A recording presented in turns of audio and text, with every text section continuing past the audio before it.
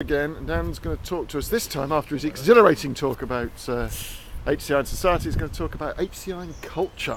HCI and culture. So where do you want to start? HCI and culture. Well, it's all to do with communicating with people. How people in the real world use HCI to communicate with each other. I mean, a while ago it could be like people would use phones to contact when phones weren't made, it was all pen and paper. People would send letters to each other, but now it's just getting more and more complicated. It's becoming phones. People are using websites, they're using blogs to communicate with each other. Social networking websites like Facebook or Twitter. People can just talk to each other. Tell us a bit more about Facebook and how that all works and what that's about. It's been around for a few years, but it's grown exponentially. I heard somewhere Facebook was a country, it'd be the fourth largest country in the world. Because there are millions and millions of users on there, and I use Facebook as well. It's pretty much just you can tell people what you're doing. You can just talk to people, share messages, play games, play some online games. And when you talk to people, are you just talking to any old body, or? Well, it's good because you can find your old friends. You went to school with someone, you think, I wonder if this person has Facebook, and you could add them and you could catch up with them. Oh, that's good. You can talk to people all around the world. People all around the world can use Facebook and Twitter as well. So. And how's Twitter different? Tell me about Twitter.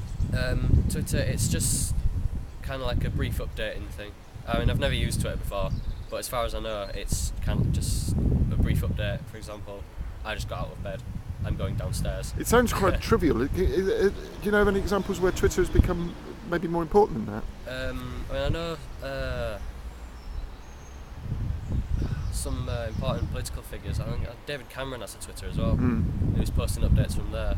Because which is interesting, but I heard, and I don't know if you've heard this one, that there was a situation in Iran last week. Yeah. We watched a video, I remember that. Iran blocked Twitter because all the protesters were using Twitter as a means of communicating with each other, but Iran ended up blocking Twitter, and someone ended up finding a workaround for it and released it so everyone could use it and keep communicating with each other. So it becomes quite a powerful tool then, doesn't it, when you can do things like that with it? It's not just a trivial little... It's not something... Well, people can just use it to talk to each other, but in the wrong hands, it can be pretty dangerous. I mean, if someone could say something to you in the street and that'd be it, that'd be said, no one else would know.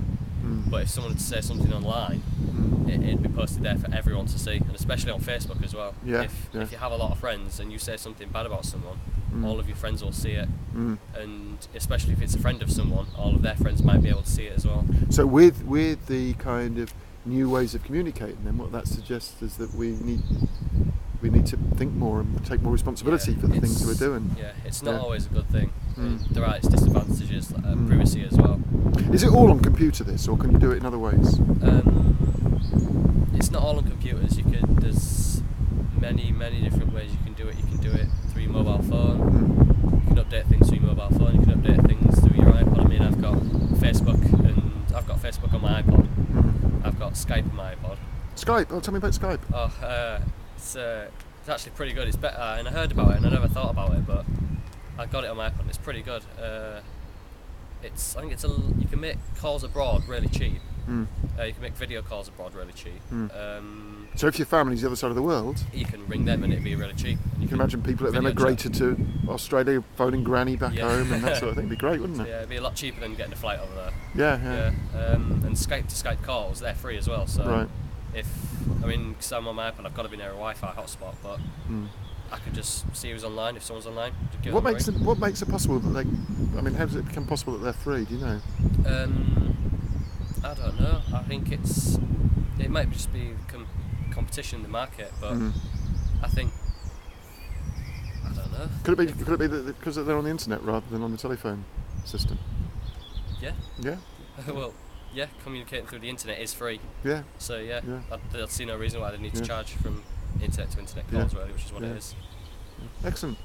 All right. Yeah. Excellent. And then that's really good.